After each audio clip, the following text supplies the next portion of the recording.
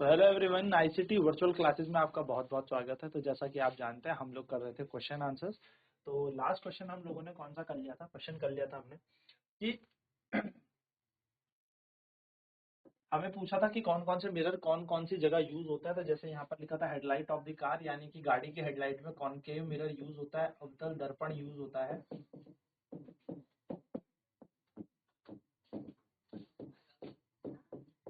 उसी तरीके से अगले क्वेश्चन की बात करें, साइड रेयर व्यू मिरर में कौन, तो साइड रेयर व्यू मिरर में हमारे पास होता है कॉन्वेक्स मिरर,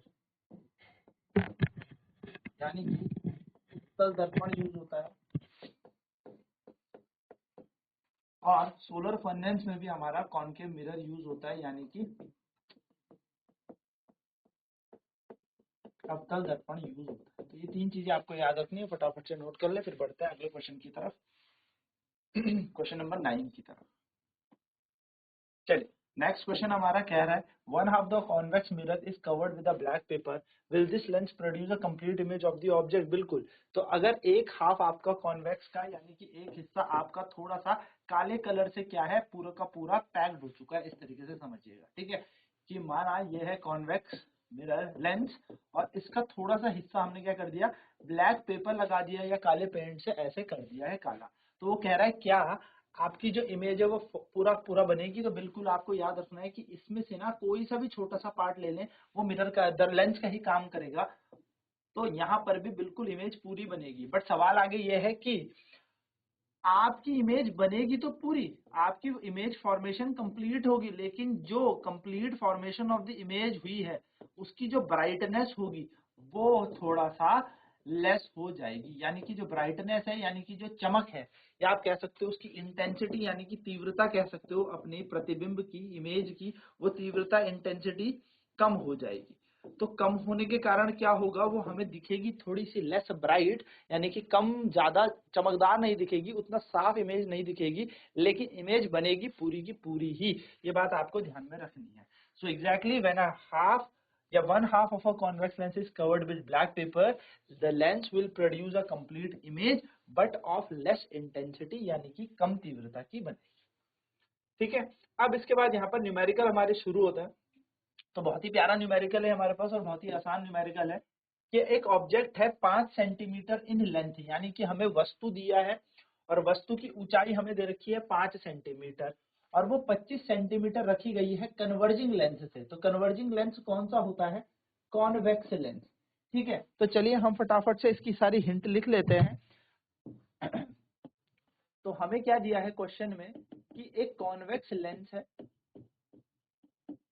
यानी कि कन्वर्जिंग लेंस बोला उसने। ठीक है, कन्वर्जिंग लेंस यानी कि एक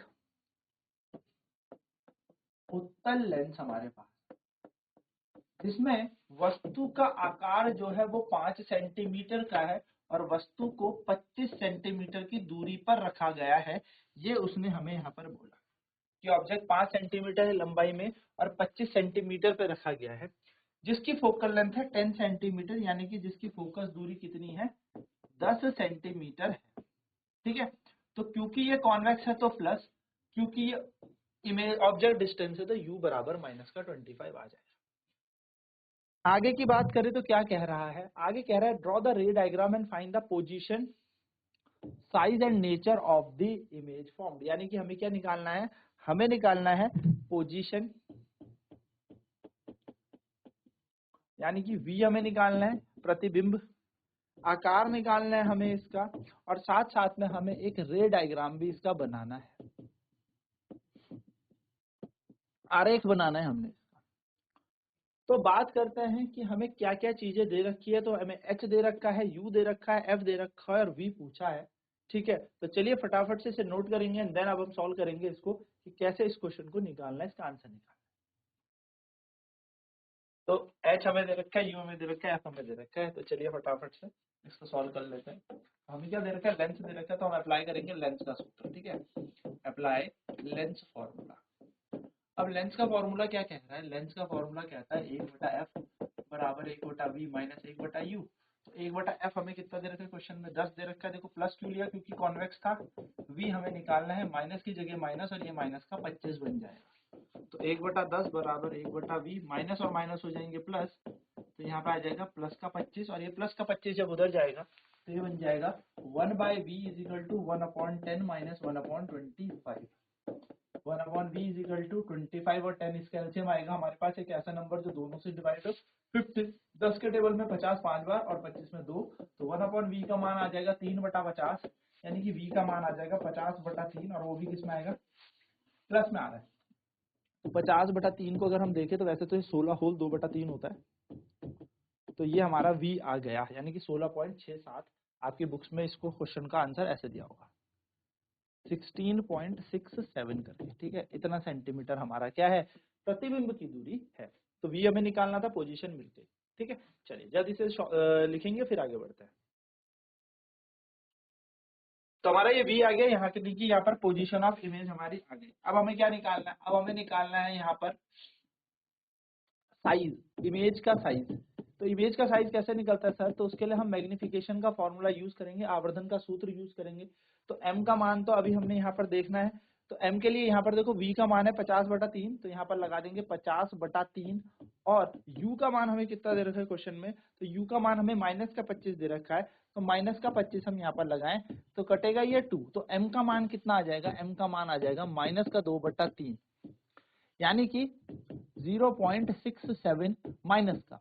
अब अगर हमारे पास m आ चुका है तो m का मान हमारे पास -2/3 है और m का एक सूत्र हमारे पास और होता है जिसको हम कहते हैं HI/HO, प्रतिबिंब की ऊंचाई बटे वस्तु की ऊंचाई, यानी कि size of image to the size of object. तो ये हो जाएगा -2/3। HI हमें निकालना है और HO की जगह हम क्या रख देंगे, हमें जो क्वेश्चन में दे रखा है वो दे रखा है 5 सेंटीमीटर, तो यहाँ पर आ जाएगा 5 सेंटीमीटर। तो इमेज की हाइट अगर हमें निकालनी है तो वो निकल जाएगी 5 दूनी 10 माइनस 10/3, यानी कि ये आ जाएगा हमारे पास -3.33 सेंटीमीटर। माइनस से नहीं घबराना, माइनस में ऊंचाई नहीं होती, माइनस का मतलब है ये जो प्रतिबिंब बना है ये वास्तविक और उल्टा बना है, यानी कि the image which is formed is real and inverted, ठीक है। चलिए जल्दी से नोट करें नाउ, अब हम इसका एक रे डायग्राम बनाएंगे। तो h का मान आ जाएगा हमारे पास -3.33, ठीक है। तो हमें क्या पूछा था, सबसे पहले हमसे प्रतिबिंब की दूरी पूछी थी, तो वो 50/3 आ गई। दूसरी चीज हमसे पूछी, ये प्लस में आएंगे, ठीक है। फिर दूसरी चीज हमसे मैग्निफिकेशन हमने निकाला, तो वो माइनस का 2/3 निकाला, यानी कि 0.67 हमने निकाला। मुझे पता है आपका आंसर 0.666666 करके आ रहा होगा, तो हमको उसको 0.67 ले लेंगे। तीसरी चीज हाइट ऑफ इमेज, यानी कि वस्तु की ऊंचाई हमने निकाली, वो निकली -3.33 सेंटीमीटर, ठीक है। अब देखिए यहाँ पर आपको u कितना दे रखा है, तो u आपको दे रखा है 25 सेंटीमीटर और फोकस दूरी दे रखी है आपको 10 सेंटीमीटर क्वेश्चन के अनुसार। तो इसका अगर आपको डायग्राम बनाना है तो आपको क्या करना पड़ेगा, एक नॉर्मली कॉन्वेक्स आपको लेंस लेना है और इस कॉन्वेक्स लेंस से आप क्या करेंगे, देखो यहाँ पर है फोकस दूरी, यानी कि ये फोकस हो गया 10 सेंटीमीटर की दूरी में। सेंटर ऑफ कर्वेचर आपका चले जाएगा कितनी दूरी पर, 10 और 10 20, तो इसके आगे कहीं पर आपने ऑब्जेक्ट रखा है। तो वस्तु आपने कहाँ रखी है, वस्तु आपने रखी है फोकस वक्रता केंद्र के परे,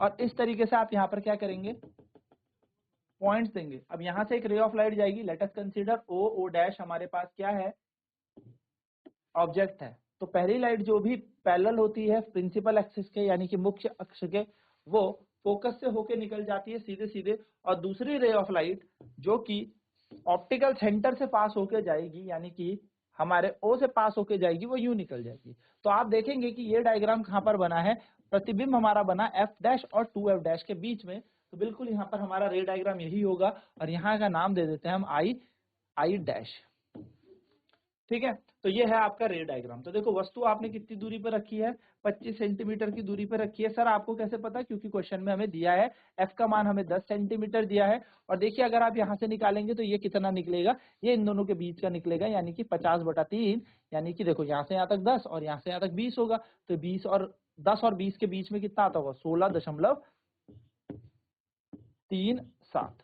सॉरी 16.67। तो ये हमारा रे डायग्राम बन गया, this is v, this is u, this is focal length है। चलिए फटाफट से ड्रॉ कर लें, बढ़ते हैं अगले क्वेश्चन की तरफ। एरोज जरूर देना, नंबर खा जाएंगे नहीं तो टीचर, ठीक है। चलिए अगले क्वेश्चन की तरफ जाते हैं। तो अगला क्वेश्चन हमारा क्या कह रहा है, इसका तो हो गया काम है ना, ये वाला तो हमने बना दिया। चलिए सॉरी, ये वाला, a concave lens of focal length 15 centimetre forms an image of 10 centimetre from the lens, यानी कि जो कितनी फोकस दूरी है इसकी 15 सेंटीमीटर है, और इमेज कहां पर बना रहा है 10 सेंटीमीटर पे बना रहा है। आपसे बोला वस्तु को कितनी दूर रखा गया होगा, तो चलिए फटाफट से गिवन डाटा लिख लेते हैं। तो इस क्वेश्चन में हमें दिया है फोकस दूरी कितनी है, तो फोकस दूरी है इसकी 15 सेंटीमीटर, और प्रतिबिंब जो बन रहा है वो 10 सेंटीमीटर की दूरी पे बन रहा है ना, 15 सेंटीमीटर, और प्रतिबिंब बन रहा है 10 सेंटीमीटर की दूरी पे। अब फटाफट से एक चीज और चेक कर लेते हैं कि ये लेंस कौन सा है, तो ये है कॉन्केव लेंस यानी कि अवतल लेंस। बस अपना इतना ही जानना है, और अब तो कुछ भी निकाल लेंगे इससे, है ना। अवतल लेंस, कॉन्केव लेंस हमें दे दिया, तो फोकस दूरी इसकी माइनस होगी, लेंस फॉर्मूला लगाएं, एफ का मान है 1/15 बराबर 1/v यानी कि 10 माइनस 1/u, ये 10 इधर जाएगा तो माइनस का 10 बन जाएगा, इधर आ जाएगा 1/v। 1/v बराबर यहाँ पर कितना आ जाएगा 150, एलसीएम ले लो, वैसे 60 भी ले सकते हो, एक ऐसा नंबर जो दोनों से डिवाइड हो, तो यहाँ पे आ जाएगा माइनस का 10 और यहाँ पे आ जाएगा माइनस का 15, ठीक है। तो ये बन जाएगा माइनस का 25/150, आपको पता है 25 एकम 25, 25 छके 150, v का मान आ जाएगा 6 सेंटीमीटर, यह है आपके प्रतिबिंब की दूरी। चलिए जल्दी से नोट करें। अब इसका रे डायग्राम बनाते हैं। तो है ये हमारा कॉन्केव, रे डायग्राम बनाने को बोला हमसे, ड्रॉ द रे डायग्राम, तो बिल्कुल यहाँ पे रे डायग्राम आप बना सकते हैं। क्या बोला है यहाँ पे, एक कॉन्केव ऐसे लेंस बना लो, वस्तु कितनी दूरी पे, देखो वस्तु को रखा है, प्रतिबिंब बना है 10 सेंटीमीटर की दूरी पे, यानी कि यहाँ कहीं बनेगा, और वस्तु रखी है आपकी कितनी, एक सेकंड इस क्वेश्चन में आपने u निकालना था, मैंने v रख दिया।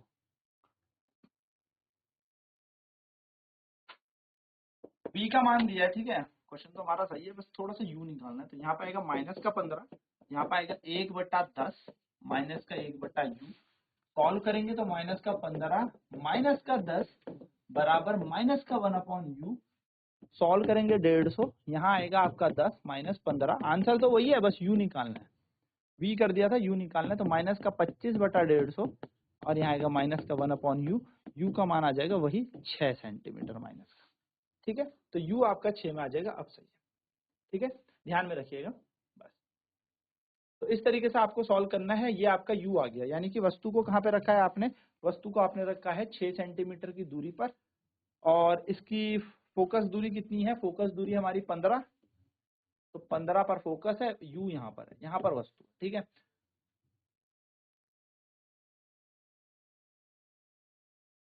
एक लाइट ये जाएगी, जो लाइट ऐसे जाती है वो तो आपको पता है डाइवर्ज हो जाती है, बट हम इसे खींच के कहाँ से पास करा देंगे, फोकस से, और दूसरी लाइट अगर हम यहाँ से ऑप्टिकल सेंटर से भेजते हैं इसके, तो ऐसे ही ऑप्टिकल सेंटर से चली जाएगी इस तरीके से। तो ये हमारा यहाँ पर रे डायग्राम इसका बन जाएगा।